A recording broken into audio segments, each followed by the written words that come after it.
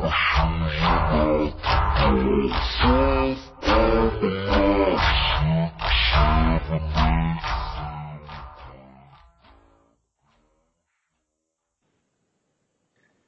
BYWG podcast tribe. This is Dr. Noah. For the month of February 2019, we have a very special product of the month and an awesome book of the month as well.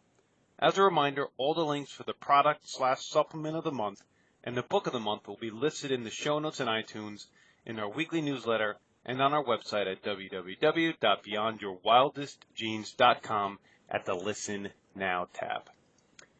The special 10% discount code for the supplement of the month, Stress Rebalancer, is No More Stress. That's capital N-O, capital M-O-R-E, capital S-T-R-E-S-S. But more about this in a minute. Our book of the month is Beyond the Pill, a 30-day program to balance your hormones, reclaim your body, and reverse the dangerous side effects of the birth control pill by Dr. Jolene Brighton. I had the pleasure to interview the author, Dr. Brighton, and you'll be able to listen to this interview in the month of February, I believe February 11th. The product supplement of the month is Stress Rebalancer, one of the 8 brand new BYWG supplements. So many people, particularly in our offices, and we could see it online, are running busy lives and juggling so many things that eventually our systems can get overwhelmed. We call this sympathetic overload. But what about the chemistry of stress? Cortisol is the hormone produced under stress, and science has found some interesting answers to supplement this key stress challenge. One of the key ingredients in our BYWG Stress Rebalancer supplement is ashwagandha. Ashwagandha is a fascinating supplement or herb, with scientific studies supporting its benefits in managing the effects of stress. Lowered cortisol, the stress hormone, less anxiety, lowered blood pressure, improved testosterone levels in men, better concentration, and decreased inflammation markers for arthritis and heart health are also recorded in double-blind studies.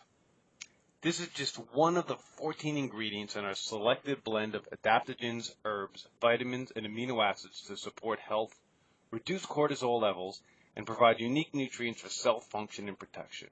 We could go on and on about this unique supplement, but you can read more about it at the links found at www.beyondyourwildestgenes.com. Remember, the 10% discount code for this very special supplement is No More Stress. That's capital N, lowercase o, capital M, lowercase O-R-E, capital S-T-R-E-S-S. Enjoy the upcoming podcast. Hey everybody, welcome back to the Beyond Your Wildest Genes podcast. I'm your co-host today, Dr. Mike Akinfora, and I have with me today Vani Hari. Vani, how are you? I'm so good. Thank you so much for having me on today. Oh, I'm really excited to have you on the podcast. Vani's written a new book, Feeding You Lies, How to Unravel the Food Industry's Playbook and Reclaim Your Health. I'm going to read you Vani's bio, and then we're going to get right into the book. So named as one of the most influential people on the internet by Timemagazine, Vani Hari is a food activist, New York Times best-selling author of The Food Babe Way, and co-founder of Truvani. For most of her life, Vani ate whatever she wanted, candy, soda, fast food, processed food, until her typical American diet landed her where the diet typically does, in a hospital. Despite her successful career in corporate consulting, Hari decided that health had to become a priority.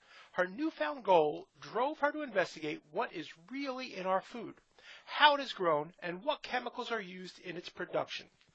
The more she learned, the more she changed, and the better she felt. Encouraged by her friends and family, Hari started a blog called thefoodbabe.com in 2011.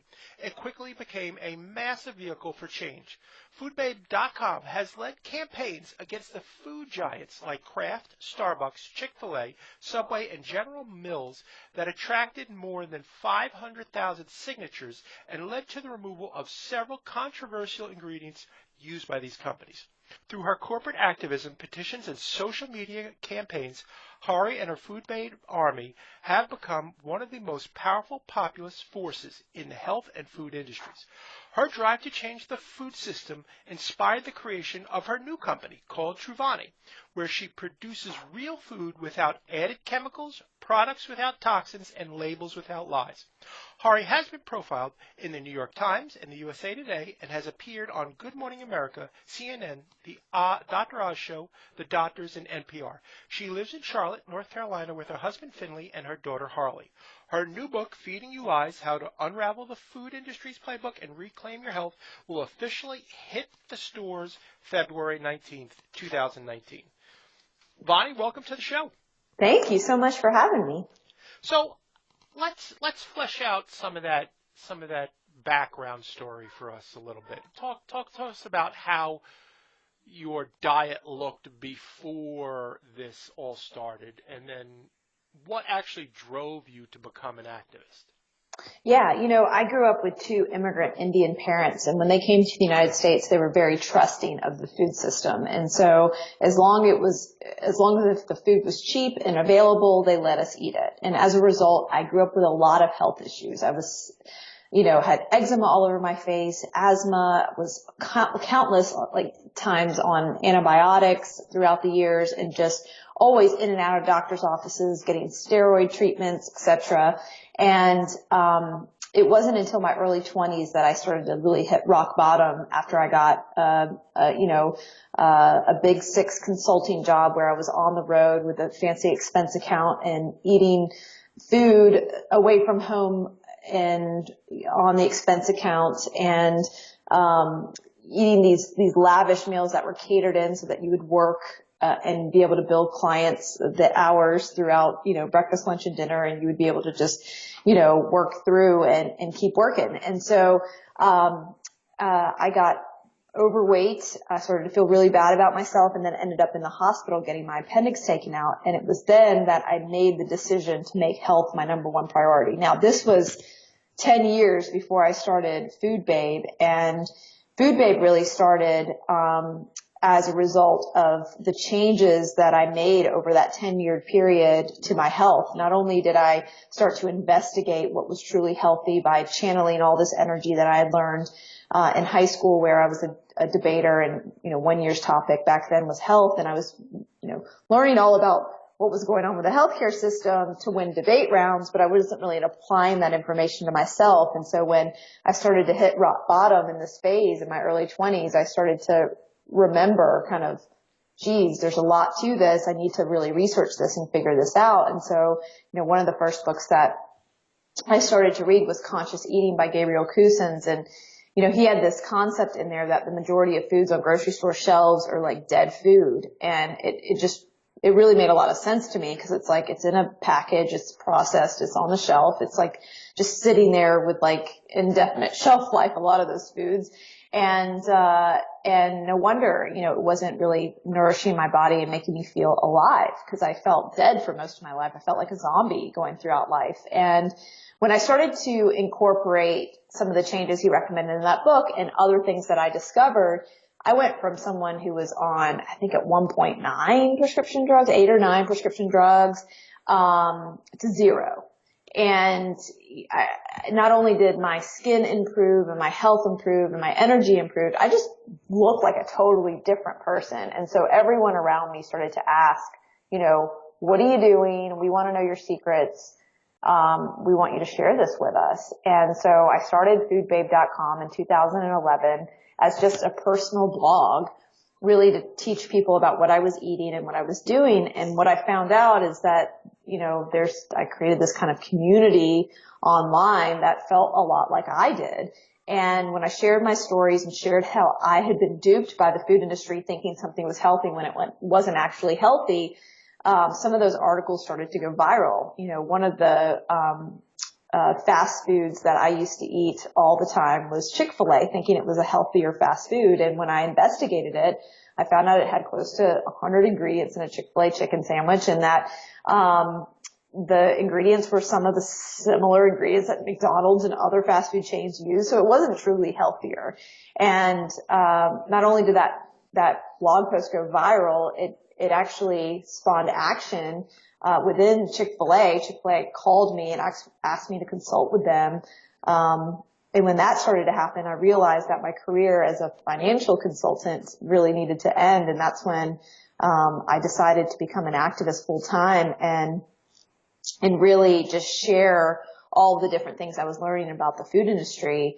And as I quit my job and was able to focus 100% on being an activist, one of the things that I started to research was the discrepancies between the United States and other parts across the globe and how their food is manufactured. And what I found out is that our American food companies are the biggest American food companies that are global companies that sell food everywhere are actually manufacturing their products safer and cheaper for other people overseas than for us here in the United States. They can actually make their products without a lot of the controversial chemicals that they do here in the United States. And one of those products was Kraft macaroni and cheese.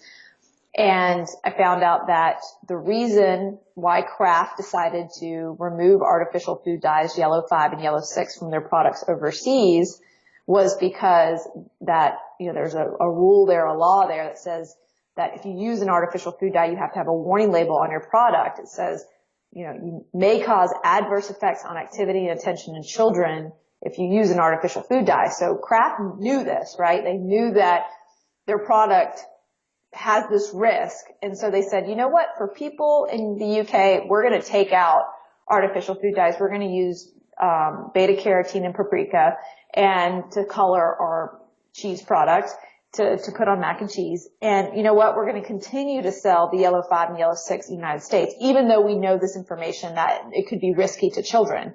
And I felt like this hypocrisy was extremely unethical and immoral. And so I decided to do something about it. I started a petition and it gained several 100,000 signatures and stormed the Kraft headquarters to demand that they change. And not only did they end up changing, but a lot of their product lines are changing as a result, as well as many other multi-billion-dollar food corporations are now paying attention and removing artificial food dyes from their product supplies here in the United States, because we know they can make these products without these artificial food dyes. They're not there for a nutritional purpose. They're solely there for just aesthetics.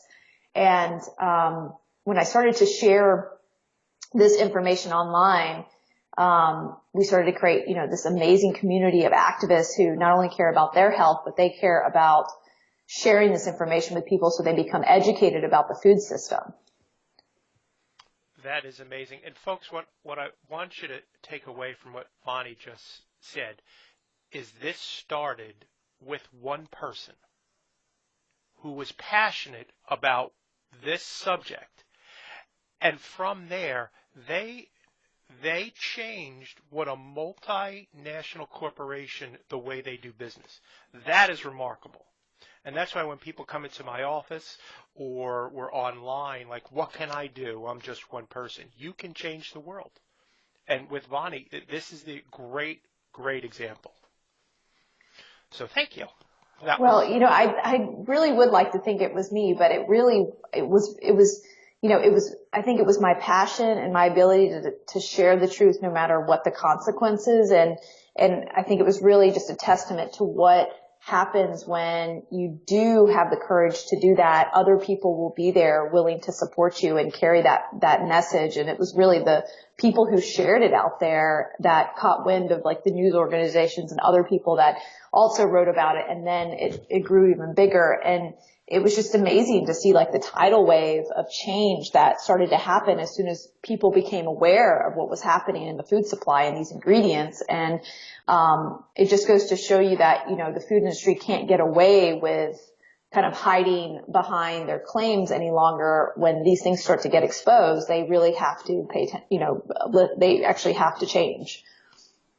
Agreed. They have to change. And it's one thing we speak with our dollars, and it's the second prong to that is activism, just the way you're doing it. So you wrote The Food Babe Way, and now you've come out with Feeding You Lies. Mm-hmm. And I think this is probably one of the most comprehensive looks at the food industry and what they're doing. And not only that, because we believe at Beyond Your Wildest Genes, when we bring a problem, and you've shined a spotlight on this, and it's very courageous of you to do so, but also provide solutions, and you have that in the book as well. So if it's okay with you, I'd like to go through some of the things that you've written in the book, and then take a look at some of the solutions that you suggested, because those are really, really important. Yeah, absolutely. Cool. The first thing you wrote in chapter 1, I'm just going to read this, folks, so just hang on and have a listen. What you wrote was, when you sell food that makes people sick, it turns out that you have to spend a lot of time and money trying to convince people it's not your fault. Just as the tobacco industry invested millions of dollars trying, in vain, to discredit the research showing the link between smoking and lung cancer, so has Big Food invested huge resources in persuading people that their unhealthy products aren't behind obesity, type 2 diabetes, and chronic diseases affecting Americans on a grand scale. So talk to me about guilty parties, the lies and ties. Yeah, absolutely. So, one of the reasons why I felt like people needed to know what was happening behind the scenes in the food industry is because this actually happened to me. So as an activist for change and asking the food company to change their products, millions and millions of dollars were online. And at first, I was very naive when I started blogging on Food Babe. I thought if I just share the truth and people agree with me and the food industry changes, everything's going to work out. But that was really naive, because what happened is I actually became a targeted campaign that the food industry hired a PR agency to lead, to take me down as an activist, an individual. And so they actually deployed many of the tactics they use to get consumers to continue buying their products. They used those same tactics on me, which was they hired experts that looked third party, independent, to comment on my campaigns in the public and to make it look like my campaigns were outlandish, that I was fear-mongering, that I was a pseudoscientist and didn't have any scientific backing to my claims, trying to destroy me as a messenger. And as I was going through these attacks, I quickly realized their type of tactics. And what they also use is front groups that look like independent third-party groups that sound very, very fancy, like the American Council for Science and Health. That sounds like an organization you would want to listen to, and that has experts. And from the eye of the beholder, it looks like, from a stereotype, it looks like an organization that's true in what they say. But really, truly, behind the scenes, they're getting paid by Coca-Cola and McDonald's and Monsanto and other chemical corporations to uphold their corporate interests in the public. I mean, this American Council for Science and Health, for example, has a column written by the president in the USA Today. So they're all over mainstream media, in different newspapers, and they're being quoted all over the place in using their money to basically take down ideas that are conflicting with their corporate sponsors. And so not only will they use front groups and hired experts, but they'll also go as far as creating fake online grassroots campaigns to persuade the public one way or the other, or to create doubt in the public's mind about a certain idea.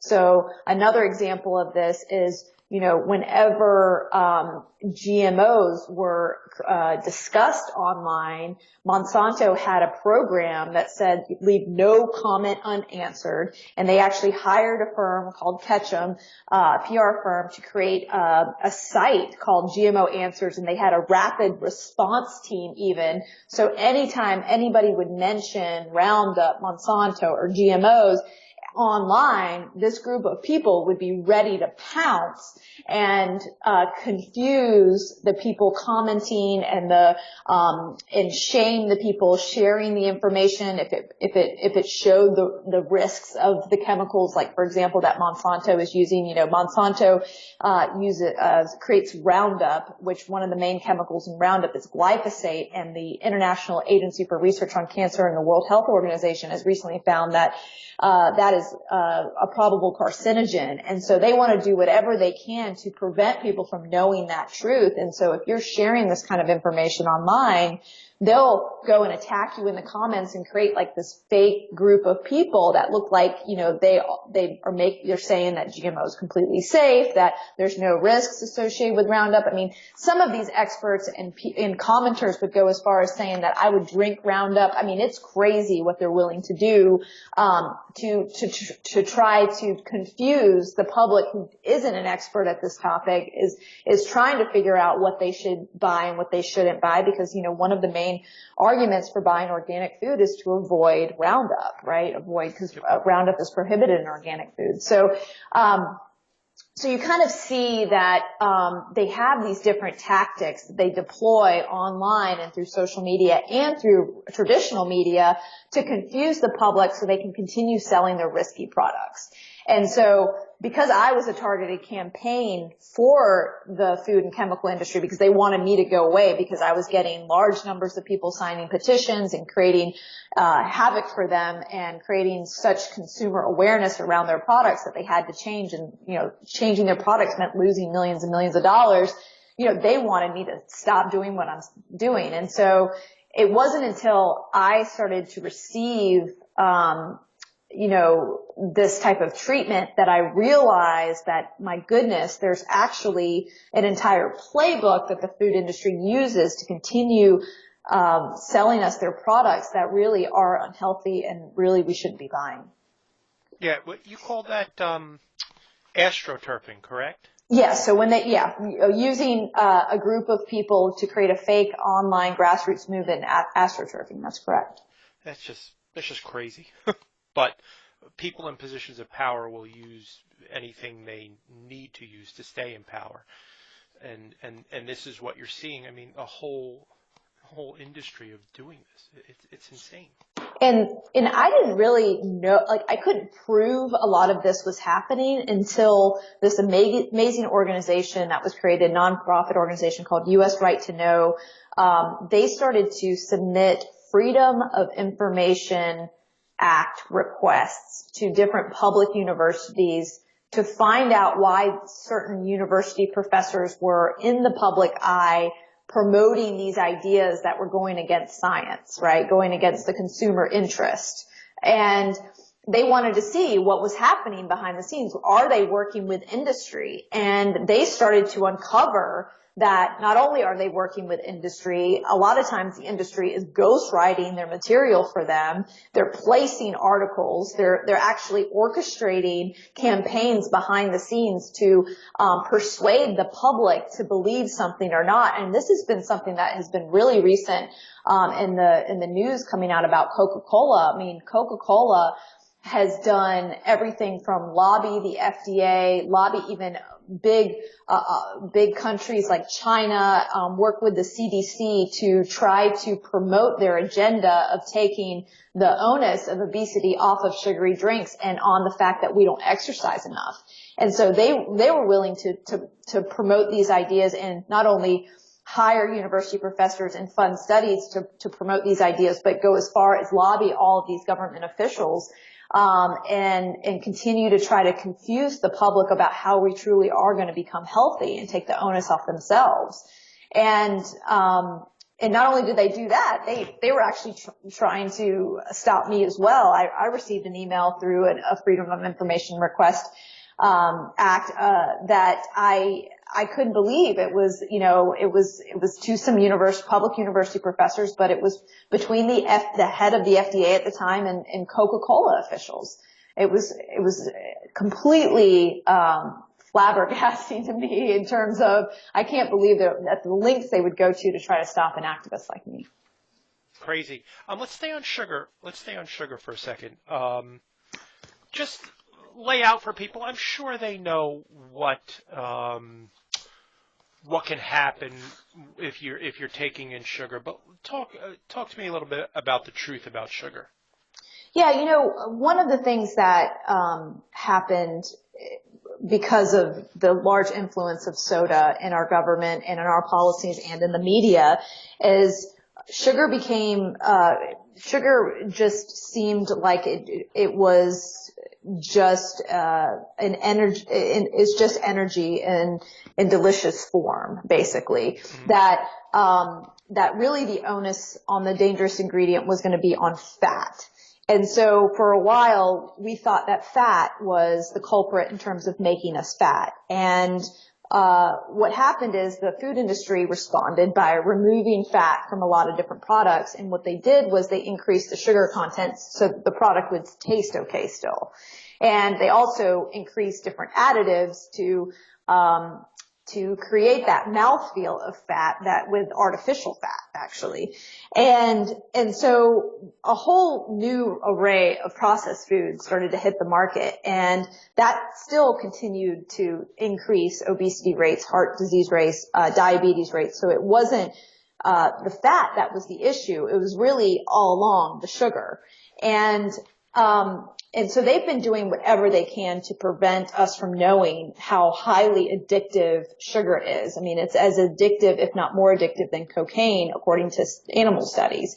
And so this is something that a lot of people don't recognize, and they don't see that sugar's being added to just about every product on grocery store shelves. I mean, everything from salad dressings to bread, things you wouldn't normally think you would have sugar in it. And so it's really important, if you're trying to become the healthiest person that you can be, that you eliminate this added sugar from your diet. That sugar should really be coming from natural things that nature intended, because it needs to come from apples and blueberries and oranges, because there's a mechanism in place and all the nutrients in place for your body to be able to absorb that sugar without the negative impacts of it. But once you start to isolate sugar and add it into different things, that's when the negative impacts start to happen. So, pardon me, how do you actually break that sugar or soda cycle? Yeah, that's a really good question. So, in terms of removing, not being addicted to soda any longer? Yeah, how do you break that habit? Yeah, so one of the ways that I believe that is the easiest way to break a habit is to go seriously cold turkey. But when you go cold turkey and you remove it from your diet, you have to replace it with something. And so what I would like people to do is find an alternative that doesn't have the large amounts of sugar, and an alternative that's not diet, because one of the big misconceptions of the word diet is that if it's diet and has 0 calories, it's not going to affect me like it would a sugary drink. And that's actually false, because a lot of the diet drinks have artificial sweeteners in it. And some of the artificial sweeteners that are used today, actually the majority of it, almost all of them, trick the brain into thinking you're consuming calories. And so when you're only consuming 0 calories when you're drinking that substance or even eating a substance with artificial sweeteners in it, your body's still going to be looking for calories. And so it's going to actually increase your hunger hormone in your body, and you're going to want to eat something else. And so trying to drink something diet and thinking you're getting away or being able to, get away with it and still achieve your health goals is not going to be possible. Your brain is still going to be hijacked by those artificial sweeteners. And so you really want to eliminate any artificial sweeteners, any additional added sugar, and go back to nature. So one of the ways that I love to do this is sparkling water with a hint of lemon. Lemon actually has natural sugars in it. It tastes amazing. And the sparkling water gives you that fizz and carbonation that you're probably used to from the soda. Another amazing alternative that has a lot of health benefits is kombucha. It's a fermented drink, so it has that natural fizziness to it, but it also has it's rich in probiotics, and it's low in sugar. Yeah, well, I have a family that is sparkling water addicted. They won't drink regular water, but they'll all drink sparkling water, which is again way better choice than soda. But it is quite funny to see that they have to have that sparkling, the fizz. They need the fizz. It's very funny. So tell me a little bit about when I look at some of these like seltzers that will have natural flavor. What does that mean? Yeah. So, a lot of the foods on grocery store shelves, including waters and drinks, wouldn't be appealing without these added flavors. And the real issue that I have with a lot of these added flavors is that they can be derived basically from anything. So a natural, like an artificial flavor would have different chemical mixtures made with synthetic ingredients in a lab, right? They're produced by crude oil, coal tar, petroleum, wood pulp. They can be made out of some really kind of strange materials. Some artificial flavors have been linked to cancer. There's actually 7 right now that the FDA has banned, and food manufacturers have 2 years to take it out of the food supply. It's actually still being used in candies like at Mars, which is just crazy to think that it's in Snickers and M&Ms, etc. Also, natural flavors is another term that the industry uses, but what they do, instead of creating the artificial flavor from like coal tar, petroleum, or synthetic ingredient, they just use something in nature. But they can literally isolate the best taste of a blueberry or a strawberry and add it to some other product to make it taste like real food, when really it's not real food. It's food that is completely void of nutrition. So a lot of times you'll see this on various products like fruit roll-ups and fruit by the foot that you'll see kids put in their lunchbox, or parents buying that allow their children to put it in their lunchbox. Because let's put some responsibility on the parents here. And as a parent now, I understand what kind of responsibility you have to buy the right things in your household, because what you bring into the household is what the kids are going to be eating. And so a lot of these things are just, they're like a little bit of fruit, like a teeny tiny, mostly corn syrup and sugar, and then they add these natural and artificial flavors to the product to pop in your mouth. So when you taste this product, it tastes like real blueberries or strawberries or whatever fruit, but it's also creating an artificial taste in your body, and it's like basically hijacking your brain to remember that flavor, to crave that flavor, and so that you're constantly going to continue to buy that product. It's solely there so that you buy that product. Yeah, I forget what that's called, but it triggers that. A bliss point. Yes, it's amazing. Really interesting. My wife, when we were dating, was a diet soda drinker, and we had just started dating, and I would tell her, "Oh, you really shouldn't drink that. It's really not healthy for you. Really bad for you." And she's like, "Yeah." And then, I'm not exaggerating, she literally lost her peripheral vision one day, and had tunnel vision. And at that time, the internet really was 1997, 1996. It was just in its infancy. I was able to look and find that and show her, and she never drank it again. But it's the side effects are just horrific for our health. It's crazy. So I'm very cognizant of your time. We've been on for a while. I just want to hit one more. We kind of touched on it a little bit, but I wanted to touch on the chapter where you call it Weed Killer for Dinner. Mm-hmm. Just talk about GMO crops and what you see is the issue.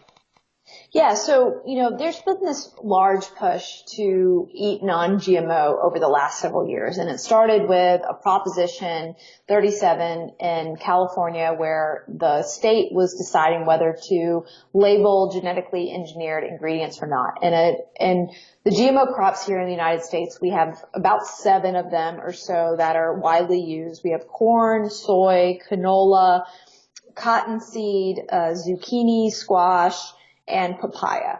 And these products are, these crops are primarily, the seeds from these crops are primarily created to withstand heavy doses of a chemical called Roundup that Monsanto produces, and this is the one that I talked about earlier that is now being linked to cancer. And that is one of the reasons why why it's been such a heavy, hot topic to get it labeled, because we were one of the only countries to not have a labeling. Like, I think there's something like 65 other countries around the world labeled genetically engineered ingredients for their citizens, and we didn't. And it's really because of the lobby and efforts of Monsanto to our government to prevent this labeling and this knowledge to the public. And so for me personally, avoiding GMOs was always about avoiding the chemicals that are sprayed on GMOs, not actually the GMO crop. I personally was not against the biotechnology piece of it. I was more concerned about the coupling of the seed and the chemical. And so over the last several years, or last few years actually, people are buying non-GMO products like they're going crazy, like hotcakes, which is great that, we've had that awareness. But one of the issues with that is that Roundup is still being sprayed on tons of conventional crops. So if you're buying non-GMO food and you're buying products with a non-GMO symbol on them, you're not avoiding these chemicals. And the only way to avoid these synthetic pesticide and herbicide chemicals is actually through eating organic foods and buying USDA certified organic. Okay. So we've now scared people a little bit. but folks, hang tight. Talk to us about what we can do about this. Talk to us about 48-hour toxin takedown. Yeah, so there's, before we get to that, I think it's really important for people to know that there's a fundamental 3-question test you can give yourself before you sit down to eat. Every single time, if you ask yourself these 3 simple questions and just use your common sense to answer them, you will change not only what you're eating, you will start to think differently about your food, and you will start to make better choices. The first question you ask yourself is, what are the ingredients? You need to know what you're eating. Every single time you go down to eat, know what you're eating. If you don't know an ingredient in your food or in your processed food product that you're eating, put the processed food product away until you research that chemical or ingredient, and then you learn what it is. Then you want to ask yourself, are these ingredients nutritious? Now, say you research an ingredient that you didn't know the first time, and then you ask yourself, is this ingredient nutritious? You need to ask yourself, is this an ingredient that's going to actually, is an apple going to nourish my body? Yes, absolutely. But is the natural flavor added to my fruit by the foot going to nourish my body? No, it's not. It's not there for a nutritional purpose. It's there just to improve the bottom line of the food industry. So if you ask yourself these basic common sense questions about what you're eating, you start to connect the dots and start to realize whoa, I'm eating more fake food than real food, and I need to switch that. Now, the third question that you want to ask yourself is where the food comes from. Where do these ingredients come from? Are they coming from a factory farm where cows are fed GMOs and corn and Skittles? And I'm not making that up. I mean, cows in this country, some of them are fed old candy and other things to fatten them up. And also, given routine antibiotics to make them fat and growth hormone that can affect, that is linked to cancer. I mean, there's a lot of issues, right, with eating factory farmed meat. Or are you getting your meat from an organic pasture-raised farm? So you start to ask yourself, are these ingredients coming from a box that's on a shelf made in a factory, or is it something coming out of my garden? So ask yourself those 3 questions. What are the ingredients? Are these ingredients nutritious? And where do these ingredients come from? When you start to answer those questions, the answers will just stare you right back in the face, and you will start to make really healthy choices about what you're eating. Yeah, it's interesting. We lecture all the time, Dr. DeCoy and myself in our office, and our thing is that if you pick up a box and you can't pronounce what's in it, you really shouldn't be eating it. I mean, it's simple. You need to know what you're eating, what you're putting into your mouth. Absolutely. And so at the end of the book, then I take people through a 48-hour toxin takedown. Someone who wants to they've realized they have to make a change. They want it fast. They can literally clean out their pantry within 48 hours, follow these recipes and these guidelines, and then start to live a healthier life. Brilliant. I love it. How about, what are some of the veggies that you like that will help detoxify people? Oh, I love dark leafy greens. So everything from arugula and watercress and kale and bok choy and collards and chard and cilantro, dandelion. Whatever you can do, add something green into your lifestyle, whether it's you throw it in your smoothie so you don't even taste it, or you chop it up and saute it inside some pasta where it just completely, you don't even know you're eating it in like a big bowl of pasta. Or you maybe put it in your eggs. I mean, one little trick is if you like scrambled eggs, put them in the blender first with some greens. Yeah, they'll be green eggs, but then you just scramble your eggs the same way, but you're eating green eggs, which you're getting your greens in. And that's one of the things that's missing from the American diet right now is green. We need to be eating greens. Not only does it provide dense nutrition in terms of like vitamin A and K, but it also allows your body to detoxify itself because they're amazing for your liver. Wonderful. Wonderful.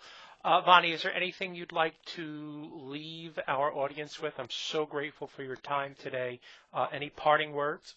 Yeah, so if you guys, I'm not going to be relying on traditional media to get this book out, Feeding You Lies. I expose a lot about the food industry and the media. And so if you guys can go and check out this book at your local library or buy a copy for a friend or buy a copy for yourself, you can go to feedingyoulies.com or you can get the book wherever it's sold. And after you read it, I just wish that you'd share it with a friend because that's really how we continue to educate the public about what's really happening behind the scenes. Wonderful. All of the information for the books, folks, will be in the show notes. Please take a look at it. It is your health, and it is your responsibility for you to be healthy. So, Vani, I want to thank you so much for being on the show. It was great to catch up with you. And, folks, if you like what you heard, please go to iTunes and help us help others by giving us a rating. Have a great day, and we'll see you soon. Ciao.